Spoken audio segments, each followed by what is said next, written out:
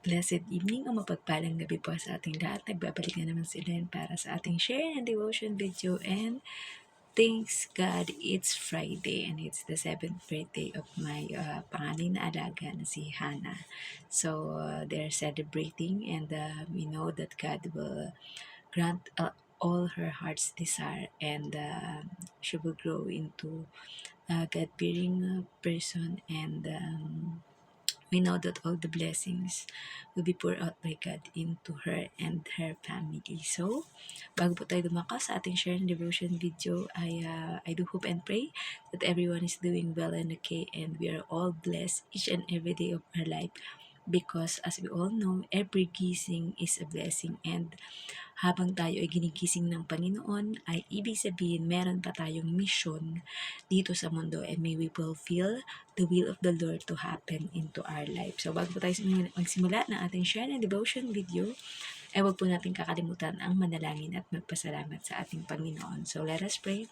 Ama naming Diyos na makapangyarihan sa lahat, pinupuri at pinasasalamatan ka po namin sa buong araw na ito, Panginoon, maging sa mga susunod na araw ng aming buhay na ipagkakaloob niyo. Salamat po sa buhay, kalakasan at tininga na patuloy niyong pinagkakaloob sa amin. Lahat ng promotion, protection, provision, godly wisdom, Panginoon, at divine connection, Panginoon, good health, Panginoon, and good relationship sa lahat ng tao na aming makakasalamuha, Panginoon. At dadako na naman po kami muli sa pag-aral o pagbubulay-bulay ng inyong mga salita na aming pong laging nais na magawa, Panginoon, kung inyong kalooban, Panginoon. At nawa, Panginoon, ay lagi kami maging excited, Panginoon, na namnamin ang inyong mga mayamang mga salita na magiging gabay namin para sa aming pang-araw-araw na buhay, Panginoon. At dalangin namin, Panginoon, na kayo ang laging mataas. All the glory belongs to you alone, Lord God, and your humble servant is humbling down to your name, Panginoon, that there will be no other name that is to be praised rather than your name and our Lord Jesus Christ, Panginoon. At habang buhay po at walang sawa kami na magpapasalamat sa tinapos na gawa ng Panginoong Yesus sa krus ng Golgota o Kalbaryo para sa katubusan ng aming kasalanan, kaya kami ay may tinatawag na salvation o ebanghelyo o good news na maaari naming ipahayag sa bawat isa, Panginoon.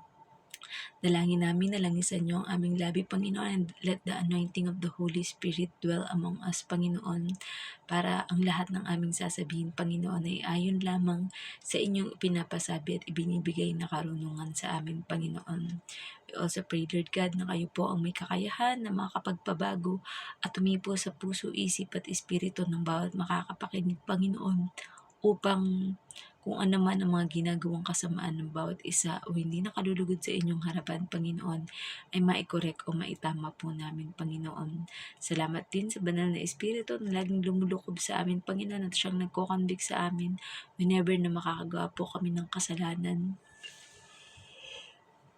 hindi kalugod-lugod sa inyong harapan, Panginoon. We honor you, we glorify you. This is prayer of our Jesus Christ. Amen. Ayan. So, dumako po tayo sa Lucas 23:39, tinuya rin siya ng isa sa mga salaring nakapako sa tabi niya. Hindi ba ikaw ang Kristo? Iligtas mo ang iyong sarili at pati na rin kami. Message. At hindi pa din natapos ang panunuya sa Panginoong Yesus. Pati na din ang isa pang kriminal o salarin na nakapako kasama niya ay kinutya siya. Na di ba daw at siya ang Kristo? Iligtas daw nito ang sarili nito at pati na rin silang dalawa. Application. Akala siguro na isang kriminal o salarin na iyon na parang magician ang Panginoong Yesus, dahil bukod sa nais nito na iligtas ng Panginoong Yesus ang sarili nito, ay idagdag pa din daw silang dalawa na kasama nitong nakapako. Pero di lingid sa kaalaman ng kriminal na iyon nakasama talaga siya sa ililigtas ng Panginoon. Kung nagsisi siya sa kanyang mga kasalanan at tinanggap ang Panginoon sa kanyang puso at buhay bilang Diyos at tagapagligtas. So, purihin ang pagkabasa na mabuting balita ng ating Panginoon, diba? So, ayun na nga, hindi pa talaga nakontento yung lahat ng mga nangungutya o nang lalait sa ating Panginoon. Una na nga, yung mga Pharisees, mga teachers of the law at mga namumuno sa bawat bayan.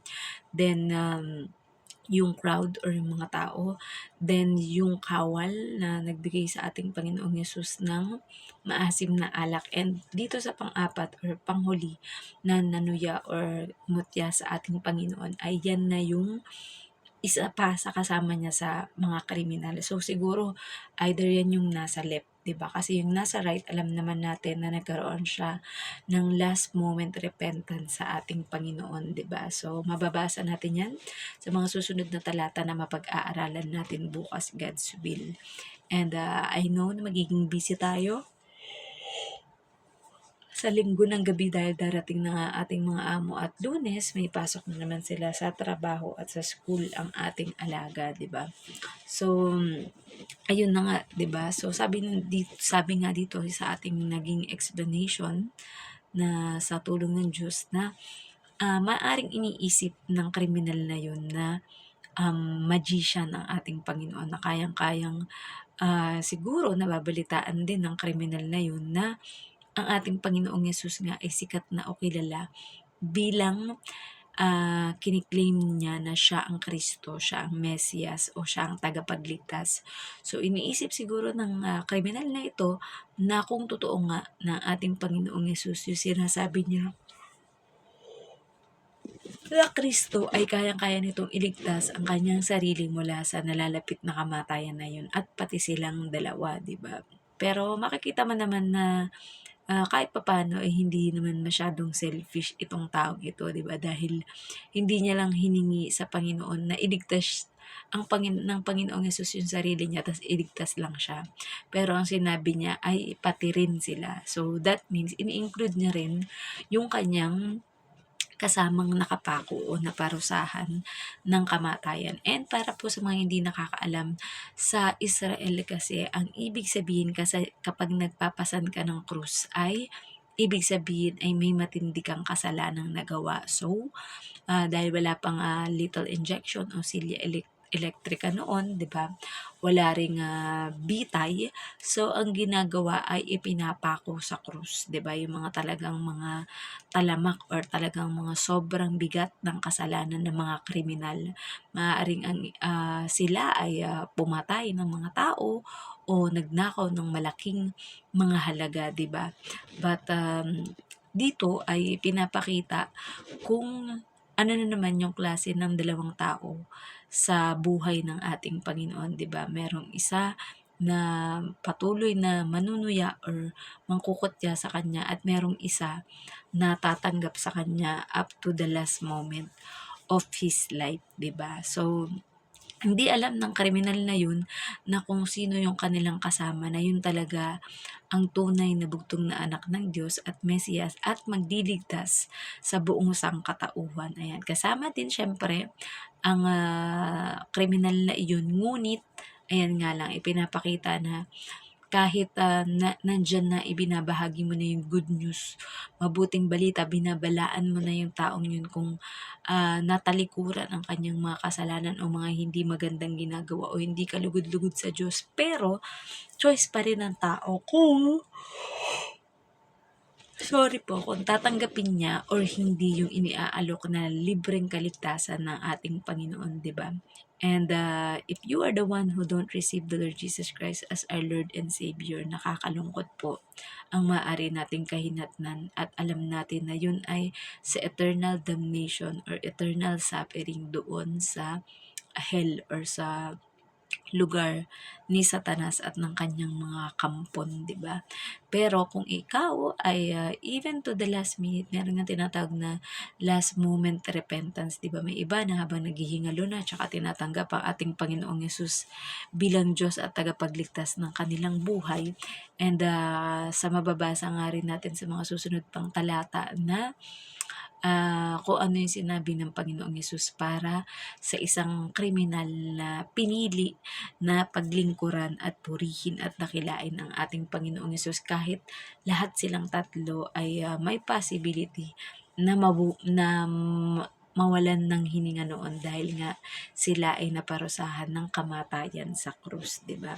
So, sabi nga, even if there's a Bible verse that even if we die here on earth, we will have eternal life if we accepted our Lord Jesus Christ and our Lord and Savior. And when death suddenly arrived or came into us, diba? Nakasisiguro tayo, we are 100% sure, especially kapag ang ating faith kay God ay sobrang firm and the ating relationship sa Kanya ay sobrang close natin sa Kanya. Because remember na sa ginawang sakripisyo na ating Panginoong Yesus na ito ay He is the greatest sacrifice dahil sa pag-ibig at pagmamahal sa atin ng Panginoong Diyos Ama ay kinaya niya kahit masakit sa Kanya na isugo ang kanyang bugtong na anak dito sa mundo upang magdanas ng lahat ng mga nararanasan ng tao. Maaring inire-report o sinasabi ng ating Panginoong Yesus sa Diyos Ama, which is alam naman natin na nakikita ng Diyos Ama kung ano ang ginagawa natin sa bawat araw, but ang Panginoong Yesus ang makakapagsabi o makakapagbalita sa ating Diyos Ama kung ano yung mahirap at sakit, mga pangungutya or pagpaparusa o panglilibak or yung pagka-cast out sa kanila or pagkukulong ng na parang alimoy sila ay kriminal o mga aliping sobrang mabababa, 'di ba? Yung mga Israelite na nagtitiwala sa ating Panginoong Yesus, 'di ba? And alam natin na marami talaga ang mga hindi tinatanggap sa lipunan nun dahil especially kapag ka ikaw ay may ketong, ikaw ay may kapansanan, 'di ba? Pero sa panahon natin ngayon, even if you are a disabled person or may kapansanang tao, ay you can still live normally into this life, 'di ba? Una, kapag pinili mo na paglabanan kung ano man yung mga nararanasan o nararamdaman mo. And secondly, if you ask strength and guidance for the Lord kung ano ba yung will niya na mangyari at maganap sa ating buhay, di ba? And nawa sa buhay po natin at sa ating puso at espiritu ay tunay nga na pinapasok at tinanggap na natin ang ating Panginoong Yesus bilang Diyos o tagapagligtas dahil para hindi masayang yung ginawang sakripisyo sa atin ng ating Panginoon. Nawa tayo ay namumuhay ng ayon sa kanyang kalooban at kalugod-lugod sa kanyang paningin upang sa gayon, when we will finally meet our Maker or meet the Lord who give us life, who give us breath, who give us everything that we have into this world, ay ready na tayo at wala tayong kahit anong regrets o pagsisisihan because we serve God with gladness, we share His gospel with boldness, and we live a life that is pleasing to Him because the fruit of the Holy Spirit will remain into each and every one of us. So, nawa po ay may natutunan kayong um, aral sa ating share ng devotion video na kung saan kahit ano man ang pagdaanan mo, meron mga tao nangungutya, nang mamaliit, or sinasabi na wala kang kakayang magtagumpay, hindi ka magtatagumpay. Lagi mong i-rebuke sila sa pamamagitan ng mga word of God. Dahil lagi mo lang sasabihin sa kanila na sinabi ng salita ng Diyos na ang sino mang tumanggap sa ating Panginoong Yesus ay maliligtas, especially if you are doing something to strengthen and para mas mahubog ng gusto yung faith natin at relationship natin kay God. So, bago tayo mag-end, ay huwag po natin kakalimutan ang mag-closing prayer para sa gayon ay makapagpahinga na rin po tayo dahil bukas ay magde-day off po ang inyong lingkod dahil sa linggo, sa araw ng linggo ay kailangan ako ng aking mga amo para sa kanilang pagbalik wala sa kanilang maigsing bakasyon. So let us pray. Amin namin Diyos na makapangyarihan sa pinapuri at pinasasalamatan ka po namin. Salamat sa inyong mayamang salita na aming natutunan at napagbulay-bulayan. Panginoon, na tunay nga Panginoon, na kahit napakarami ang mga kumutya at nagpahirap sa iyo, Lord God, but you never remain any hatred.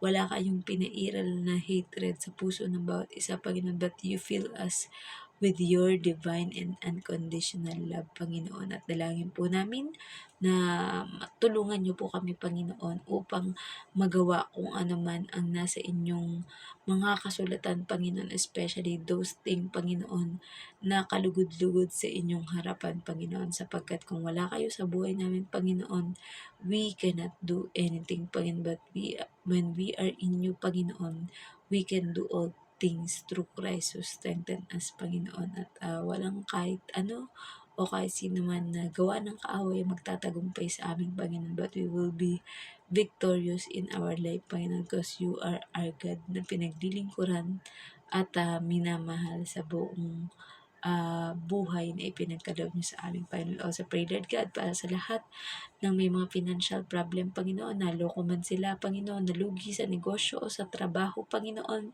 whatever the situation of my brethren, Panginoon, I pray, Lord God, that you will grant all their heart's desire, Panginoon, and we will live according to your plan, Panginoon. Whatever happened into our life, Panginoon, we know that as long as we are entrusted in you, Panginoon, we are totally and 100% sure, Panginoon. At ano pa man po ang mga naising mapagawa ng inyong mga lingkod, Panginoon, mga churches, mga hospitals, or clinic, Panginoon, at mga paaralan o university sa bawat lugar namin sa Pilipinas, Panginoon. Alam po namin na ipagkakaloob nyo in your perfect will and perfect time, Panginoon.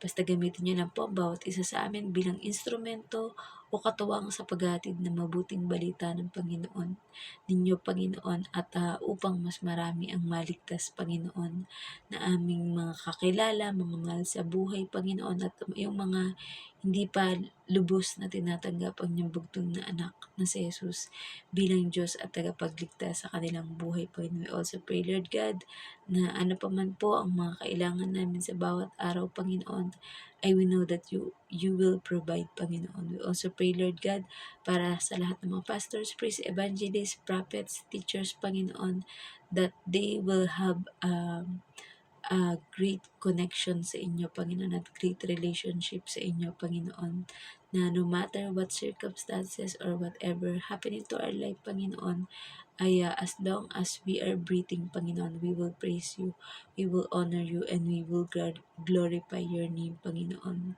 At dalangin po namin ang harmonious, Panginoon, na pagsasama namin ng aming mga amo, Panginoon. We know, Lord God, na kayo po ang siyang nagdudulot, Panginoon, upang magkaroon kami ng divine connection with the others, Panginoon. Dalangin din po namin, Panginoon, ang lahat ng mga alive in Christ Church, Panginoon, o anumang mga body of Christ, Panginoon, ay pagpapalain niyo pong lalong higit. Lalo po at nalalapit na ang 10 years anniversary ng aming church na ito, Panginoon, Lord God, na hindi mo po pagkukulangin ang lahat ng mga kakailanganin para sa naturang event na yun, Panginoon. Bagkus, Panginoon, mas lalo ninyo pang pagpapalain na aming buhay ng siksik, liglig at umaapo, Panginoon. We also pray, Lord God, para sa lahat na may mga sakit at karamdaman, whether it's malala o hindi malala, Panginoon, o ordinary or regular na mga sakit at karamdaman lang po, Panginoon, ay alam po namin, Panginoon, that we rebuke in Jesus' name, Panginoon, that these things will not happen into our life, Panginoon, at anuman ang mga nasirang relationship, Panginoon, ay mare-restore, Panginoon, at ang good health, Panginoon, ay lagi niyo ipagkakaloob. Ngunit kung ang best way, Panginoon, upang ang bawat pamilya o bawat mga may sakit o nadadala sa ospital, Panginoon, ay magkaroon ng pag-asa na ang aming eternal reward, Panginoon, ay nag-iintay dyan sa inyo, sa inyong kaharian sa langit, Panginoon. Also pray, Lord God, para po sa lalapit na graduation, Panginoon, ng aking mga anak, Panginoon, Lord God, na sila po ay iniingatan nyo, Panginoon, and you give them godly wisdom upang kayanin o matutunan, Panginoon, ang inyong mga salita sa buhay namin. We also pray for the pastors, priests, evangelists, prophets, teachers, missionaries, Panginoon, all the OFW around the world, Panginoon, that you will use each and every one of us mightily and effectively, Panginoon, to win soul for your kingdom, Panginoon. Sabi nga kung mas marami na ang mga sumasampalataya at nananalig sa inyo, Panginoon, at saka na kayo muling darating, Panginoon. Kaya dapat lagi kami maging handa at anytime or any moment, Panginoon, dahil hindi po namin hawak ang buhay namin at ang buhay ng mga taong mahal namin, Panginoon.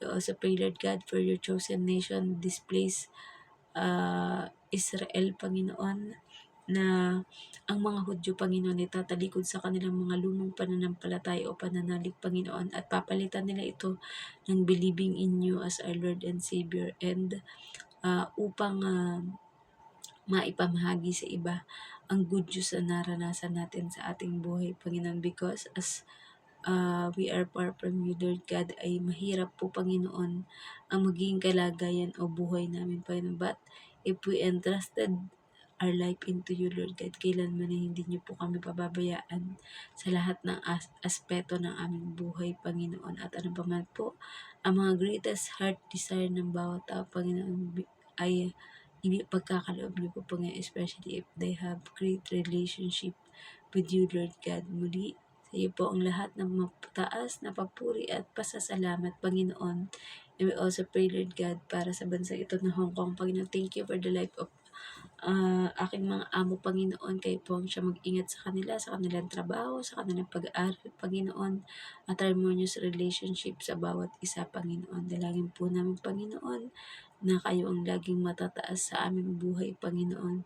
Because apart from you, Lord God, we cannot do nothing, Panginoon. Kagaya nga ng tablecloth, Panginoon, na ginamit upang hindi madumihan, Panginoon, ang mga gamit ng aming mga amo, Panginoon. Salamat for the strength, Panginoon, upang magawa ang mga bagay na ito, Panginoon, na ever nakaredy, Panginoon, para sa inyong kaharian. At alam po namin sa muling pagbabalik ng Panginoong Yesus ay makakasama kami, Panginoon, at sasabihin yung well done, good and faithful servant, Panginoon. At dalangin po namin na kahit kailan ay huwag magkaroon ng mga inggitan o pag-away-away ng bawat iglesia ng Panginoon, dahil sa iba't ibang mga level ng mga karamdaman, mga sakit, Panginoon, or bisyo na narito sa mundong ito, Panginoon, ay napakarami po, Panginoon, ang nawawalan ng mga kapamilya o mahal sa buhay, Panginoon. Kaya we know, Lord God, that you will restore and comfort different people, Panginoon, na may mga pinagdadaanan, Panginoon. Wala pong mahirap sa inyo, kaya inyong pakinggan ang aming mga greatest, deepest desire, kahit hindi pa man po ibuka ng aming bibig, aming mga nais sabihin, Panginoon. Gayun din po, Panginoon, we pray, Lord God, for chosen nation, Israel, Panginoon, that there will come sa time, Panginoon, that all the Jewish, Panginoon, sa bansang Israel, Panginoon, ay malaya, Panginoon, na makapagpapahayag ng inyong mabuting balita sa bawat isa o sa bawat pamilya, Panginoon. At hindi po kami titigil hanggang hindi po natutupad o nangyayari, Panginoon, ang katuparan ng inyong mga pangako sa inyong mga anak, Panginoon. Kaya we honor you, we glorify you, Lord God, and your name be exalted all the days of our life, Panginoon. We know, Lord God, that you are a great God. You are the God, Panginoon, na walang imposible at kayang-kaya niyo pong gawin ko. Ano pa man po ang mga nakalimutan namin ipanalangin dito, Panginoon, ay malugod ko pong inaanyaya na inyong Holy Spirit, Panginoon, upang mangusap sa bawat isa sa aming, Panginoon, in a different way man po, Panginoon, sapagkat there's no other name that is high above all, Panginoon, that your name, our Lord Jesus Christ, Panginoon. Kaya po, muli, kailangan na rin po magpahinga na inyong lingkod, Panginoon. We pray, Lord God, that everything works together for good for those who trust in you, Lord God. At alam po namin na lahat ng mga ginagawa namin ay para sa inyong kaluwalhatian lamang po. We honor you, we love you, Lord. At ano ba man po mga nakalimutan namin include sa aming prayer, Panginoon, ay kayo na po ang siyang magdagdag sa mga naisin namin ito, Panginoon. At yun lamang po, Panginoon. Maraming salamat po, Panginoon. We love you, Lord, Panginoon. At ano pa man po ang mga dapat namin gawin, Panginoon, lalo ang mga OFW or around the world, Panginoon, na maibahagi ang inyong mabuting balita ng Ebanghelyo, Panginoon. Maraming salamat po, Panginoon. We love you, Lord. We honor you and we glorify you. This we pray na prayer, Jesus Christ. Amen. Good night po sa ating lahat and God bless. Bye-bye.